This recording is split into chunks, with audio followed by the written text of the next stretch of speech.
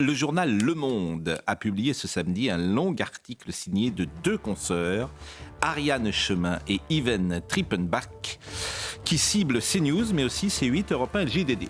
Les médias Bolloré défendent ouvertement la Russie, est-il écrit. Et je suis nommément pris à partie.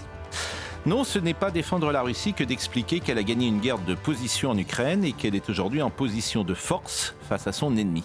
Non, ce n'est pas défendre la Russie qu'écrire que l'Europe est nue depuis l'élection de Biden, qu'elle a mené ce combat grâce à l'Amérique et que le retrait américain change la donne. D'ailleurs, le sursaut européen valide cette analyse. L'Europe veut se réarmer, elle a raison. Le général Pierre de Villiers disait la même chose en 2017, quand Emmanuel Macron l'a humilié. Non, ce n'est pas défendre la Russie que recevoir Ksenia Federova, qui publie chez Fayard le récit Banni. C'est entendre une voix différente qui défend le point de vue russe. Lorsque Madame Federova est venue mercredi sur notre plateau, je lui ai rappelé que la Russie est l'agresseur dans le conflit, que je ne range pas la Russie parmi les démocraties, que s'opposer à Vladimir Poutine vous conduisait dans les geôles du régime, au fin fond du pays. J'ai cité le sort réservé à Alexeï Navalny. Je ne crois pas que ces paroles défendent ouvertement la Russie. Il va sans dire que Mesdames Chemin et Trippenbach n'ont pas jugé utile de rapporter ces phrases dans leur article.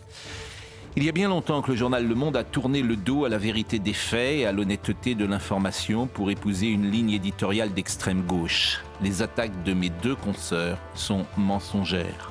Le succès de CNews contrarie la pensée unique qui aimerait une seule voix. Tous les coups sont permis, y compris diffuser des boniments.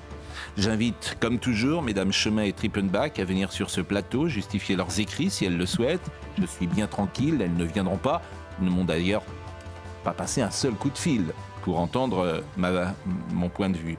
Et je ne demande évidemment aucun droit de réponse au journal Le Monde, puisque ce droit de réponse, je viens de le faire.